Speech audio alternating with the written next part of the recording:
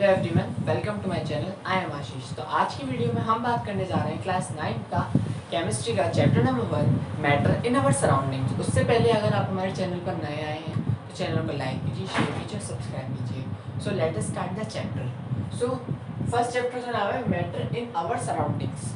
तो हम इसमें बात करने जा रहे हैं मैटर के बारे में। तो सबसे पहले हम समझते हैं कि मैटर आगे होता क्या है। Anything which occupy space and has mass. Anything, कोई भी चीज़ जो जगह घेरे और जिसमें वजन हो उसको हम कहते हैं मैटर। सच एज आपके एग्जाम्पल दिए हुए हैं जैसे sugar, sand, milk, oil etcetera. They all are occupy space and have mass, that's why this is a matter. After that we will discuss about the properties of matter. So properties जो है उनको दो categories में divide किया है। First है physical, second है chemical. Physical properties जो हैं वो हम फर्दर स्टडी करेंगे इसी चैप्टर में, और जो केमिकल प्रॉपर्टीज है उसको हम सेकंड चैप्टर में डिस्कस करेंगे आगे। तो फिजिकल प्रॉपर्टीज, तो फिजिकल प्रॉपर्टीज क्या क्या है? Solid, liquid and gas. And chemical properties है एलिमेंट्स, कंपाउंड एंड मिक्सचर। उसके बाद में आपका आता है कि आखिर मैटर जो होता है वो आखिर किससे मिलकर बना हुआ है? Made up of tiny particles. Matter जो होता है वो टिनी पार्टिकल्स, मतलब जो बहुत छोटे छोटे पार्टिकल्स से मिलकर बना होता है। जैसे आपकी बुक में एग्जाम्पल दिया हुआ है रेन ड्रॉप का। जो रेन ड्रॉप है वो 10⁻21 पार्टिकल से मिलकर बनी हुई है, मतलब टिनी पार्टिकल इतने छोटे कि एक जो छोटी सी जो रेन ड्रॉप होती है वो 10⁻21 पार्टिकल से मिलकर बनी हुई है। तो आप सोच सकते हैं कि पार्टिकल्स कितने छोटे होंगे। वी कैन नॉट सी, हम उसको देख भी नहीं सकते कि वो पार्टिकल्स इतने छोटे होते हैं। After that evidence for the existence of particles of matter and their motion come from the experiment of diffusion and Brownian motion. Evidence कि पार्टिकल अगर एग्जिस्ट करते हैं या नहीं, ये हम स्टडी करेंगे डिफ्यूजन से और ब्राउनियन मोशन जो एक्सपेरिमेंट किए हुए हैं। सो इसके बारे में आगे पढ़ते हैं। सो फर्स्ट है हमारा dissolving of solid in a liquid. First dissolving of solid in a liquid, solid को लिक्विड में डिजॉल्व करने का फर्स्ट एग्जाम्पल। सो फर्स्ट है इसमें पोटेशियम परमैंगनेट इन वाटर। जो पोटेशियम परमैंगनेट को वाटर के अंदर पर्पल कलर का क्रिस्टल होता है, तो उसको हम वाटर के एक बीकर में डालेंगे। ये है आपका वाटर और ये है आपका एक सोडियम पोटेशियम परमैंगनेट का क्रिस्टल। तो इसको हम जब हम वाटर में डालेंगे, जो पोटेशियम परमैंगनेट का जो क्रिस्टल होगा वो छोटे छोटे पार्ट्स में जो होगा बटना शुरू हो जाएगा, जिससे कि अभी हम इसको स्टिर नहीं कर रहे हैं, मतलब अभी हम इसको मिला नहीं रहे हैं। इससे हम ये दो चीज़ें, एक पहली बात हम इसमें स्टडी करेंगे कि जो मैटर जो होता है वो टिनी पार्टिकल से मिलकर बना होता है या नहीं होता, और जो सेकंड होता है कि मैटर जो होता है वो मूव करता है या नहीं करता। तो अब हम इसको स्टिर नहीं करेंगे। तो जो पोटेशियम परमैंगनेट का जो क्रिस्टल होगा वो छोटे पार्टिकल से मिलकर बना होता है। अब छोटे पार्टिकल्स जो होते हैं वो टूटना शुरू हो जाएंगे।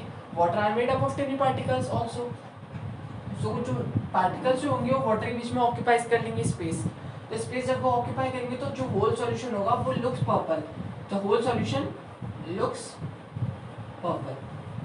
जो आपका जो सॉल्यूशन होगा आप थोड़ी देर बाद जब उसे देखोगे तो जो सॉल्यूशन होगा वो पूरा वो पर्पल दिखना शुरू हो जाएगा आपको, जिससे कि जो पोटेशियम परमैंगनेट है वो वाटर के अंदर डिसॉल्व हो जाएगा, dissolving of solid in a liquid. अब हम सेकंड एग्जांपल के बारे में स्टडी करेंगे, शुगर डिसॉल्विंग इन वाटर।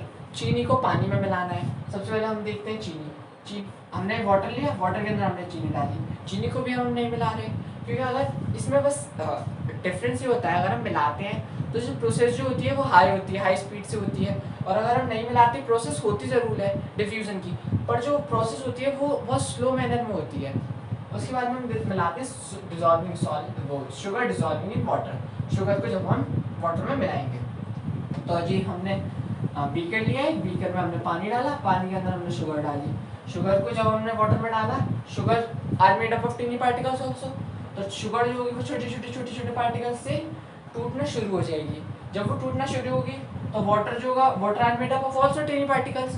तो जब शुगर जो होगी वो वाटर में मिलना शुरू हो जाएगी, टिनी पार्टिकल्स ऑक्यूपाई कर लेंगी स्पेस। तो शुगर जो हमें दिखना बंद हो जाएगी, शुगर जो होगी वो वाटर में डिसॉल्व हो जाएगी। ठीक है, अब हमने ये कर लिया कि dissolving of solid and liquid. अब हमने सॉलिड और लिक्विड के बारे में पढ़ लिया, स्टडी कर लिया। अब हम इसके बाद में स्टडी करेंगे ये मिक्सिंग ऑफ टू गैसेज। अब हम इसके बाद में हम गैस के बारे में स्टडी करेंगे। तो आपकी बुक में एग्जांपल दिया हुआ है bromine water and air. Colour bromine water का जो कलर होता है वो रेड ब्राउन लिक्विड होता है। एयर होती है वो आप सबको पता ही है कि वो कलरलेस होती है। तो ब्रोमीन वाटर इन एयर, तो ये हमने एक जार लिया है, जार, और इसमें एक ब्रोमीन वाटर है और ये एयर है। Bromine water and this is air. Bromine water को जब हम एयर के साथ मिक्स करेंगे तो ब्रोमीन वाटर जो होता है रेड ब्राउन लिक्विड होता है। अब this also are made up of tiny particles. तो ब्रोमीन वाटर को जब हम एयर के साथ मिक्स करेंगे of bromine water in air, जब हम ब्रोमीन वाटर को एयर के साथ मिक्स करेंगे तो जो ब्रोमीन वाटर जो होगा वो एयर के साथ कोलाइड करेगा और इन दोनों के जो पार्टिकल्स होंगे वो बाउंस बैक करेंगे ऑल डायरेक्शन में। इसके पार्टिकल्स यहाँ जा रहे हैं, इसके पार्टिकल्स यहाँ जा रहे हैं। तो आप सब इससे सोच ही सकते हो कि जब पार्टिकल्स इंटरचेंज होंगे वो अपने बाउंस बैक करेंगे सारी डायरेक्शन में, तो जो होल सॉल्यूशन होगा वो ब्रोमीन वाटर एयर से मिक्स हो जाएगी उसके अंदर। तो ये होता है मिक्सिंग ऑफ टू गैसेस।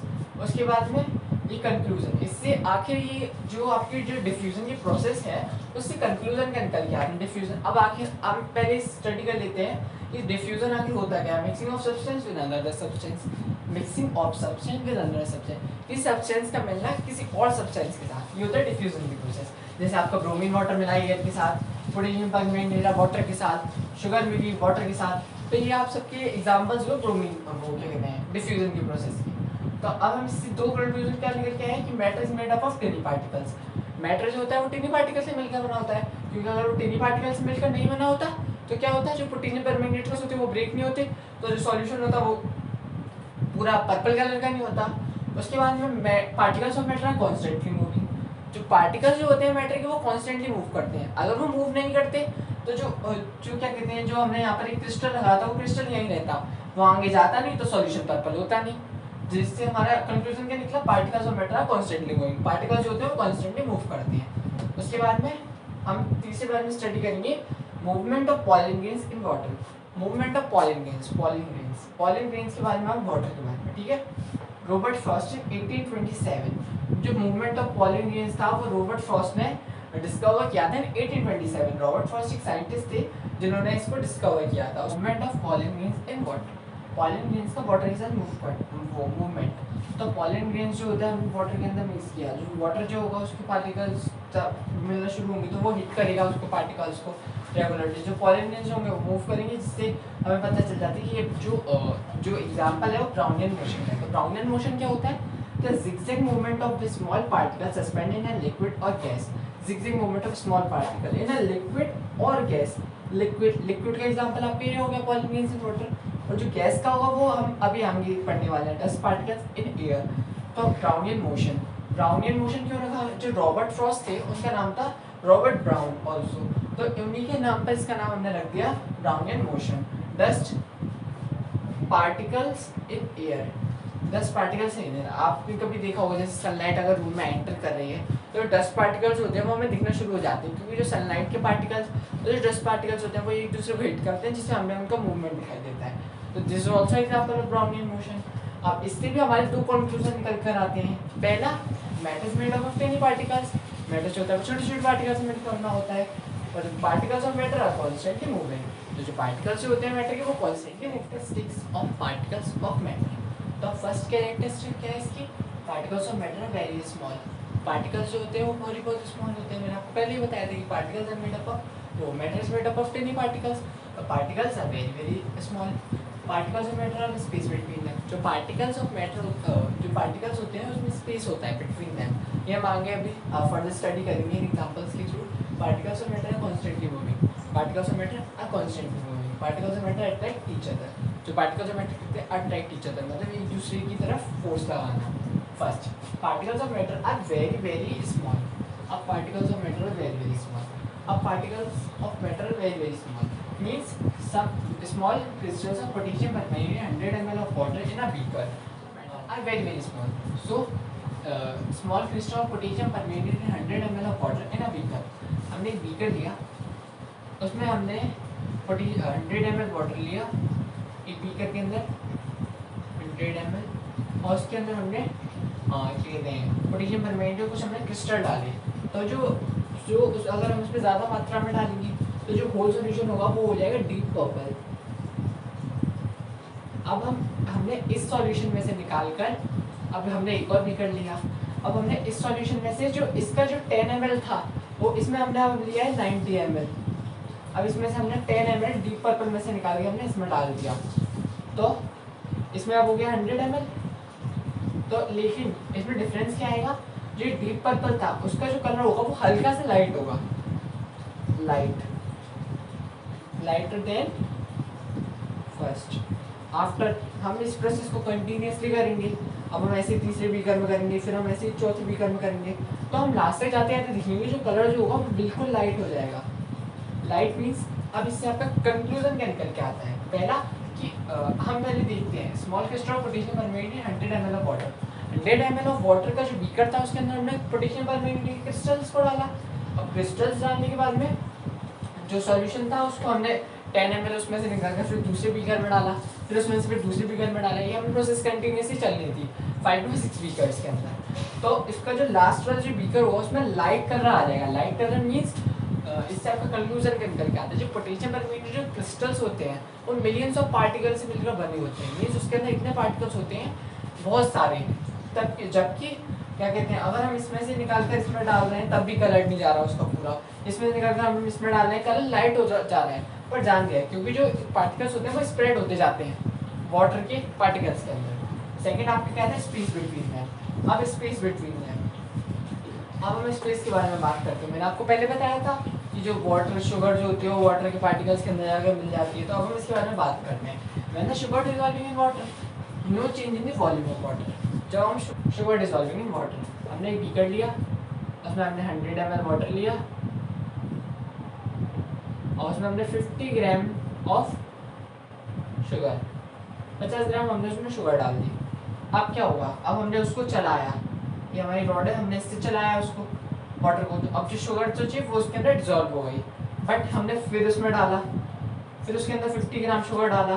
पर जो हमने उसका लेवल जो था हमने पहले नाप लिया कि भाई ये 100 ml है, अगर इससे बढ़ेगा हमने शुगर डाली है तो हमें पता चल जाएगा। अब इसमें भी वो 100 ml हमने और शुगर मिला दी। तो अब इससे क्या कंक्लूजन क्या निकल गया है इससे कि अगर हम शुगर की क्वांटिटी बढ़ाते जाएंगे तो उसके अंदर जो क्या होगा, जो उसके जो वाटर के पार्टिकल के अंदर जो स्पेस है उसके बीच में, जो वाटर है इसके पार्टिकल्स के बीच में जो स्पेस है वहाँ पर जो शुगर के पार्टिकल्स होंगे वो जाकर उसके अंदर ट्रैप कर लेंगे उस स्पेस को, मतलब उस होल को घेर लेंगे। तो इससे क्या होता है, जो स्पेस जो होता है पार्टिकल्स का, पार्टिकल्स जो होते हैं वो स्पेस को घेर लेते हैं, जिससे कि जो वॉल्यूम होती है जो पूरे बीकर की जिसके अंदर वाटर था वो इंक्रीज नहीं होती।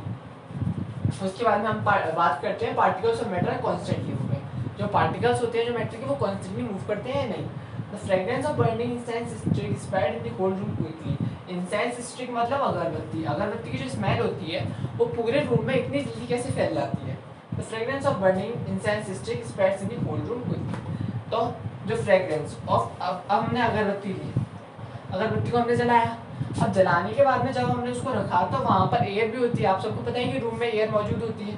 तो जो इंसेंस इससे भी अब धुआं निकलता है, तो जो इसके जो पार्टिकल्स होंगे वो जो एयर पूरे होल रूम की जो एयर के पार्टिकल्स होंगे उसके बीच में वो ट्रैप कर लेंगे वहाँ पर।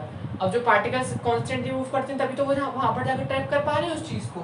तो अब हमने उसको ट्रैप कर लिया उन्होंने उसको, तो क्या होगा, एयर के पार्टिकल्स के साथ में इसके पार्टिकल्स मिल गए और इसमें की खुशबू पूरे रूम में क्विकली मतलब बहुत जल्दी फैल गई। तो इससे कंक्लूजन निकल के आता है कि जो पार्टिकल्स होते हैं वो कॉन्स्टेंटली मूव करते हैं, जिससे ये जो क्या कहते हैं अगरबत्ती की जो स्मेल थी वो पूरे रूम में बहुत जल्दी फैल गई एयर के पार्टिकल के साथ मिलकर।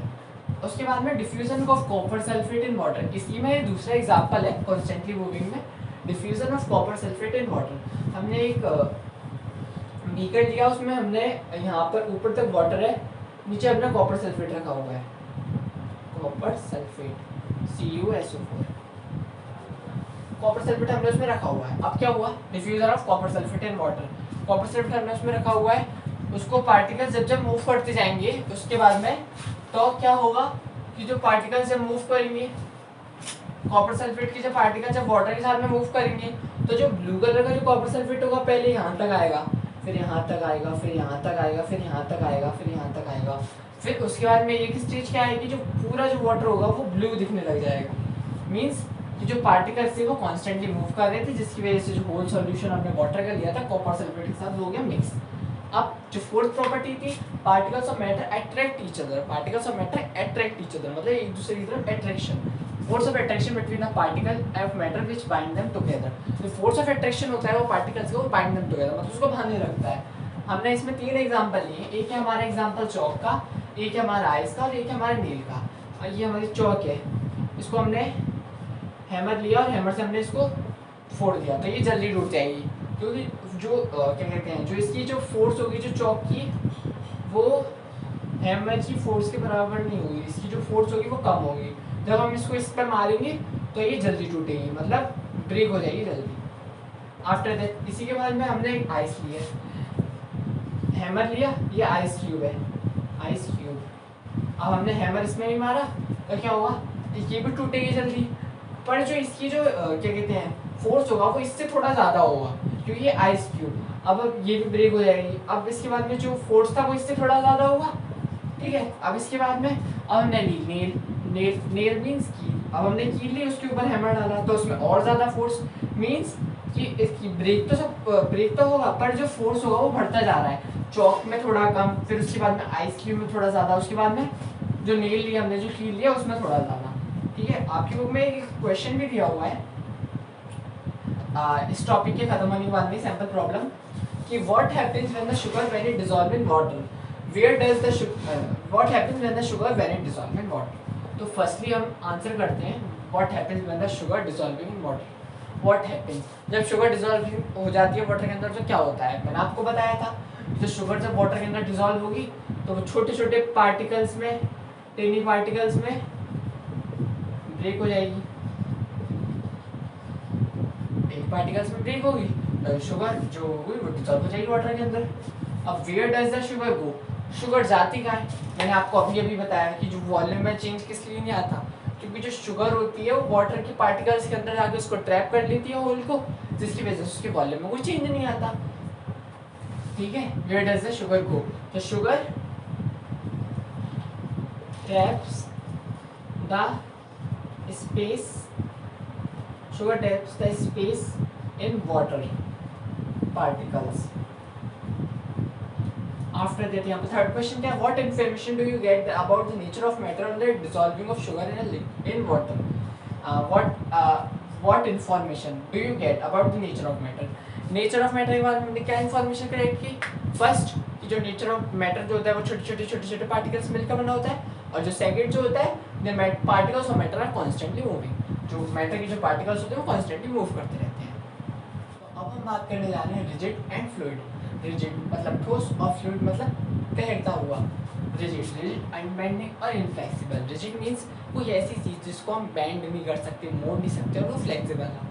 जैसे हम एग्जांपल लेते हैं मार्कर का, इस मार्कर को हम जैसे ये रिजिड है क्योंकि इसको हम मोड़ भी नहीं सकते, और इसको हम इनफ्लेक्सिबल मतलब फ्लेक्सिबल भी नहीं है, ये हो गया रिजिड। रिजिड मीन्स ठोस, जैसे आपका बोर्ड हो गया रिजिड, ब्रिक हो गई, ईट हो गई, वुड हो गया, ये हो गया रिजिड की for examples. Fluid a material which can flow easily, जैसे फ्लूइड, फ्लूइड मतलब material which can flow easily, मतलब जो आसानी से फ्लो हो सकता है, आसानी से तैर सकता है मटेरियल, लाइक मिल्क, ऑयल और water can be flow easily very well. Rigid and fluid, rigid and fluid. So solid is a rigid form of matter. Solid is a rigid form of matter. Solid की जो identification जिससे हम कर सकते हैं solid को, identifying property solid की ये है कि वो ठोस होता है एकदम, उसको ना वो फ्लेक्सिबल होता, ना हम उसको मोड़ सकते हैं। सॉलिड की फर्स्ट आइडेंटिफाइड प्रॉपर्टी यही होती है। सॉलिड की एग्जांपल्स है जैसे आपके यहाँ पर ब्रिक, वुड और फ्लूइड। फ्लूइड मीन्स जो आसानी से तैर सकता है। Liquid and gas is a fluid form of matter. Liquid and gas are fluid form of matter. Liquid भी तरह से गैस भी। लिक्विड की एग्जांपल मिल्क एंड वाटर, जैसे गैस का एलपीजी को हम कुकिंग गैस होती है जिसको हम कैप्ट कर सकते हैं। फ्लूइडिटी का अब हम यहाँ पे आती है फ्लूइडिटी का मतलब क्या होता है, जो कैरेक्टरिस्टिक प्रॉपर्टी होती है लिक्विड और गैस की, characteristic property of liquid and gas of flowing easily. Liquid and gas की कैरेक्टरिस्टिक प्रॉपर्टी जो फ्लो कर सकती है इजीली, उसको हम कहते हैं फ्लूइडिटी। हम इसके बारे में आगे डिस्कस करेंगे, classification of solid, liquid and gas के बारे में हम आगे वाले लेक्चर में कंटिन्यू करेंगे। उससे पहले अगर आपको हमारा लेक्चर अच्छा लगा हो और एक्सप्लेनेशन अच्छी लगी हो तो चैनल को लाइक करना, शेयर करना और सब्सक्राइब ज़रूर करना। So thank you.